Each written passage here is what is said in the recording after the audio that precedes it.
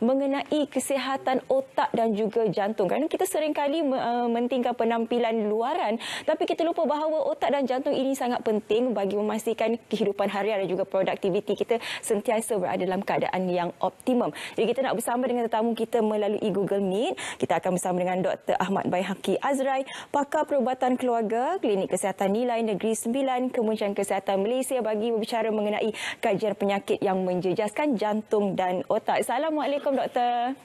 Waalaikumsalam warahmatullahi wabarakatuh. Selamat pagi, Syafiqah. Selamat pagi. Apa khabar? Sihat hari ini, Doktor? Alhamdulillah, sihat. Alhamdulillah. Baik, Doktor, bila kita bercakap mengenai jantung dan juga otak, kita sering maklum mengenai apakah penyakit-penyakit, tapi kita terlupa kadang-kadang bahawa apa sebenarnya fungsi utama otak dan juga jantung ini, dan mungkin juga Doktor boleh terangkan mengenai sedikit anatominya, Doktor? Baik, terima kasih. Kalau kita tengok otak merupakan satu organ yang paling penting sekali dalam badan, di mana Tuhan jadikan otak ni dia berada di tempat yang paling tinggi sekali dan dia dilindungi oleh tengkorak yang keras. Otak ini dia terdiri daripada berjuta-juta sel-sel saraf, dan kita boleh bahagikan otak kepada 3 bahagian utamalah, iaitu yang paling besar cerebrum, kemudian kita ada cerebellum di bahagian belakang, dan juga kita ada brainstem. Kita boleh bahagikan juga kepada hemisfera kanan dan juga kiri. Kalau kita tengok pada fungsi otak, otak dia terdapat pelbagai fungsi otak, antaranya ialah memproses apa yang kita dengar, kita lihat, kita rasa, kemudian mengawal kita punya pergerakan otot dan juga tulang, mengawal kita punya deria sentuhan, mengawal emosi. Penting juga untuk kita punya memori, pemprosesan maklumat, perancangan dan sebagainya. Kemudian kalau kita lihat kepada cerebellum, dia penting untuk mengawal koordinasi tubuh kita atau juga keseimbangan badan.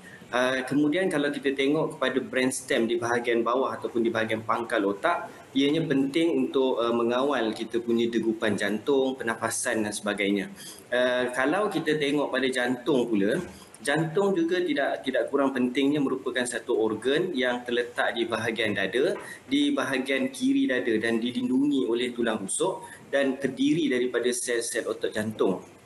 Kita boleh bahagikan jantung ni kepada 2 bahagian yang utama lah, iaitu sama ada bahagian kiri dan kanan. Kemudian 2 bahagian iaitu atrium dan juga ventricle, di mana fungsi jantung dia secara asas untuk mengepam darah kepada seluruh tubuh, iaitu membekalkan oksigen kepada seluruh anggota badan. Bahagian atrium yang kanan dia akan menyedut darah daripada seluruh tubuh, kemudian dia akan pump ke ventricle di sebelah kanan, kemudian dia akan seterusnya pump kepada paru-paru, dan di dalam paru-paru darah ini tadi akan menyedut ataupun menyerap oksigen yang kita sedut, kemudian dia akan pump semula ke atrium di sebelah kiri dan juga ke ventricle, dan seterusnya dari ventricle kiri dia akan pump kepada seluruh tubuh untuk membekalkan oksigen melalui darah itu tadi. Doktor, apa di antara tanda-tanda atau gejala seseorang itu mempunyai jantung yang terjejas dan juga fungsi otak yang semakin merosot, Doktor? Baik. Kalau kita lihat kepada gejala ataupun tanda-tanda seseorang itu mengalami kemerosotan ataupun masalah jantung yang terjejas, saya boleh katakan masalah jantung ini sebagai lemah jantung atau kita sebut sebagai heart failure. Pesakit yang mengalami heart failure ini, mereka akan menghadapi masalah kesukaran untuk bernafas, kemudian tercungap-cungap, mudah penat. Mereka juga akan menghadapi bengkak di bahagian kaki ataupun tinggi lagi hingga ke bahagian abdomen dan sebagainya sehingga ke paru-paru. Mereka juga akan mengalami batuk-batuk, terutama ketika mereka berbaring, dan degupan jantung mereka juga biasanya akan menjadi lebih laju. Gejala lain yang menjadi punca kepada lemah jantung, sebab kita tengok apa gejala masalah lain yang menyebabkan lemah jantung ini, kebanyakan kes adalah masalah serangan jantung atau kita sebut sebagai acute coronary syndrome, ACS. Dan mereka ini akan menghadapi sakit dada, susah bernafas, pening, berpeluh-peluh. Ada di kalangan mereka yang pengsan lah. Kalau kita lihat otak pula, otak mempunyai pelbagai fungsi. Kalau kita kata kemerosotan fungsi otak itu, kita boleh ambil pelbagai fungsi-fungsi otak yang merosot. Saya ambil contoh strok ataupun angin ahmar. Di mana strok ataupun angin ahmar ini pesakit akan mengalami masalah aliran darah yang terganggu. Mereka akan mendapat lemah ataupun kebas di bahagian anggota, terutama di bahagian tangan dan kaki. Tidak stabil ketika bergerak, pening kepala, hilang koordinasi ataupun keseimbangan badan. Ada di kalangan mereka yang susah ataupun sukar untuk bercakap. Ada di kalangan mereka yang mengalami masalah untuk makan dan juga untuk menelan makanan. Dan ada di kalangan pesakit strok ini juga, mereka mendapat masalah yang kita sebut sebagai demensia. So demensia ataupun vascular dementia ini, mereka ini akan susah untuk mengingat, mudah lupa, susah untuk fokus dan berbagai lagi simptom ataupun gejala lain lah. Kalau kita tengok juga ada di kalangan pesakit ini yang kalau kita sebut kemerosotan fungsi otak ini, kita boleh tengok penyakit lain seperti bengkak di bahagian salur darah otak ataupun ketumbuhan seperti tumor dan sebagainya. Dan masalah-masalah ini akan memberi tekanan ataupun masalah atau memberi masalah kepada bahagian-bahagian tertentu di otak. Mereka ini boleh mendapat ataupun mengalami kehilangan pendengaran ataupun kehilangan deria, penglihatan dan sebagainya. Doktor menyentuh tadi, ada doktor bercakap mengenai demensia. Adakah kemerosotan daripada fungsi otak ataupun mungkin pelupa, demensia ini adalah satu proses penuaan yang normal, doktor? Okey, kalau kita katakan demensia ini sebagai proses penuaan yang normal, secara asasnya saya boleh katakan tidak. Sebab kita boleh lihat ramai di kalangan warga emas kita yang mempunyai kesihatan otak yang sangat baik. Bahkan ada di kalangan mereka ini yang tahap kognitif ataupun tahap intelligence mereka lebih baik daripada orang-orang muda. Saya ambil contoh ahli-ahli politik, kebanyakan daripada mereka ini semakin tua semakin hebat diorang punya tahap pemikiran ataupun tahap kognitif mereka. Walau bagaimanapun perubahan dari sudut psikologi dan juga mental adalah merupakan kesan daripada proses penuaan yang sering kita lihatlah. Umpamanya mereka ini akan menghadapi masalah untuk memproses maklumat ataupun informasi, agak lambat, mudah lupa, tidak balas yang agak perlahan.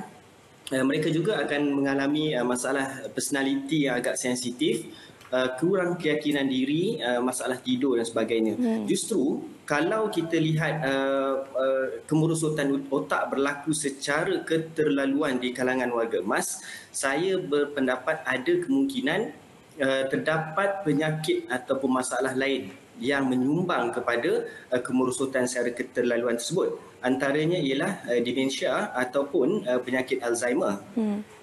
Dan macam saya sebut tadi, pesakit-pesakit demensia ini, mereka akan mengalami masalah untuk mengingat, kesukaran untuk memfokus, lupa, termasuk lupa untuk melakukan aktiviti-aktiviti rutin seperti memasak, memandu dan sebagainya. Mereka juga akan mengalami masalah disorientasi di mana sebahagian mereka ni akan lupa, tak kenal orang, tak kenal tempat, tak kenal masa dan sebagainya. Ada di kalangan mereka juga yang mengalami masalah komunikasi dan pertuturan dan masalah emosi, kemurungan dan sebagainya. Okey, doktor, adakah erectile dysfunction ataupun mati pucuk? Kerana ada kajian menyatakan bahawa mati pucuk itu juga merupakan tanda-tanda bahawa mempunyai masalah jantung dan juga otak. Doktor? Baik. Okey, terima kasih. Kita boleh katakan mati pucuk ini salah satu daripada tanda. Ada kajian-kajian yang mengatakan ianya adalah antara tanda-tanda awal kita mengalami masalah jantung, ataupun kita boleh katakan oleh kerana jantung ini dia mengepam darah ke seluruh tubuh, apabila ada di antara anggota tubuh kita yang tidak menerima ataupun mendapat bekalan darah yang cukup, kita boleh katakan kemungkinan mereka ini mengalami masalah jantung. Dan salah satunya ialah erectile dysfunction, di mana pesakit-pesakit erectile dysfunction ni kita sering tengok ataupun kita sering jumpa mereka ini di kalangan pesakit-pesakit yang ada risiko-risiko kardiovaskular. Sebagai contoh ialah pesakit kencing manis, pesakit kolesterol dan sebagainya. So oleh sebab itu kita biasa jumpa pesakit yang mengalami masalah mati pucuk atau erectile dysfunction ini di kalangan mereka yang mengalami ataupun mereka yang ada masalah-masalah kardiovaskular. Jika tadi kita bicara mengenai penyakit-penyakit yang boleh menjejaskan ataupun boleh menjadi punca kepada kemerosotan fungsi otak dan juga jantung, mungkin doktor juga boleh kongsikan apa di antara tabiat ataupun perkara seharian kita yang boleh sebenarnya menjejaskan lagi fungsi otak dan juga jantung ini, doktor? Okey, kalau kita lihat kepada tabiat yang boleh menjejaskan fungsi otak untuk satu jangka masa yang tertentu, saya boleh katakan kurang tidur, okey, ataupun rehat yang tidak mencukupi, mereka yang kurang menggunakan aktiviti berfikir ataupun aktiviti minda, okey, kemudian mereka yang kurang bersosial, tidak bersosial ataupun kurang bermasyarakat, sebab ini akan mengurangkan aktiviti ataupun proses-proses aktiviti di dalam otak mereka.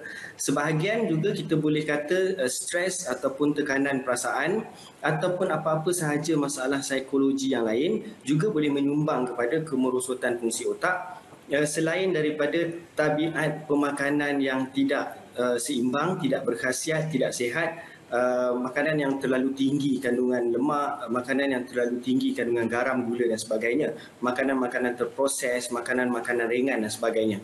Kemudian pengambilan bahan ataupun dadah-dadah yang terlarang, pengambilan rokok dan juga tembakau, selain daripada kehidupan yang tidak aktif ataupun sedentary lifestyle tidak exercise, tidak senaman dan sebagainya. Satu lagi tabiat yang saya rasa sangat penting yang boleh menyumbang kepada kemerosotan fungsi otak, saya rasa ialah mereka yang tidak mengambil peduli ataupun tidak mengambil endah tentang penyakit-penyakit seperti darah tinggi, kolesterol dan juga kencing manis, penyakit yang biasa kita lihat di kalangan warga Malaysia. Kerana penyakit-penyakit ini seperti saya nyatakan tadi berisiko tinggi untuk menghidap stroke, yang akan menjejaskan fungsi otak untuk satu jangka masa tertentu. Apakah rawatan yang mungkin ada bagi mereka yang mempunyai masalah fungsi jantung dan juga kemerosotan otak ini, dan juga sedikit nasihat daripada doktor untuk kita pagi ini? Baik, terima kasih. Kalau kita lihat kepada jantung, apabila seseorang itu dikesan menghadapi masalah lemah jantung ataupun heart failure, mereka ini akan diberikan beberapa ubat tertentu. Saya boleh sebut satu ialah ubat diuretik, di mana ubat ini untuk menyingkirkan air daripada badan untuk mengurangkan beban kepada jantung. Kemudian kita akan bagi juga ubat-ubat darah tinggi yang tertentu untuk membantu mengembangkan salur darah, dan juga untuk mengurangkan kadar degupan jantung supaya tekanan kepada jantung berkurang, maka jantung dapat mengepam darah dengan lebih baik. Selain daripada itu ialah ubat digoxin, di mana ubat ini boleh meningkatkan kontraktiliti otot jantung. Ubat-ubat lain bergantung pada punca ataupun masalah yang menjadi komorbid kepada penyakit lemah jantung, seperti kolesterol, ubat cair darah, ubat penyakit lain seperti ubat kencing manis dan sebagainya. Selain daripada itu, kita ada juga rawatan rehabilitasi untuk membantu menguatkan otot-otot jantung, dan kita ada juga rawatan yang lebih advance seperti ICD, iaitu implantable cardioverter defibrillator, dan juga heart transplantation. Selain daripada itu, kalau kita lihat otak pula, untuk kemerosotan fungsi otak ini, saya rasa rawatannya lebih tertumpu kepada punca penyakit. Saya ambil contoh stroke. Untuk pesakit stroke ini, kita akan bagi ubat cair darah sekiranya stroke tersebut disebabkan oleh salur darah yang tersumbat. Ada juga kita bagi mereka ini ubat ubat kolesterol, ubat darah tinggi dan sebagainya. Ada juga di kalangan pesakit stroke yang memerlukan pembedahan, terutama jika penyakit stroke tersebut disebabkan oleh pembuluh darah yang pecah. Untuk pesakit yang menghidapi masalah demensia seperti Alzheimer ataupun vascular dementia yang sering berlaku di kalangan pesakit stroke, mereka ini akan diberi juga ubat-ubatan khas seperti cholinesterase inhibitor. Ubat ini bukanlah untuk memulihkan demensia tersebut, tapi untuk mengawal gejala demensia dan juga untuk membantu merencatkan proses kerosakan pada fungsi kognitif otak-otak mereka ni. Kemudian kita ada juga terapi-terapi sokongan seperti rehabilitasi untuk aktiviti harian, pembelajaran dan juga rehabilitasi untuk pertuturan dan sebagainya. Okey, daripada apa yang doktor sebutkan tadi dan juga katakan tadi, sebenarnya amalkan gaya hidup yang sihat dan juga pemakanan yang sihat, dan juga kepada mereka di luar sana, jangan malas nak berfikir. Nak kena bersosial juga sebab otak kita nak bergerak ni doktor. Dia tak boleh rehat sangat, tapi tidur kena cukup. Baik, terima kasih Dr. Ahmad Baihaqi Azrai, pakar perubatan keluarga, Klinik Kesihatan Nilai Negeri Sembilan, kerana sudi bersama dengan kita untuk bicara mengenai kajian penyakit yang menjejaskan jantung dan juga otak. Terima kasih doktor. Assalamualaikum. Sama-sama. Waalaikumsalam warahmatullahi wabarakatuh.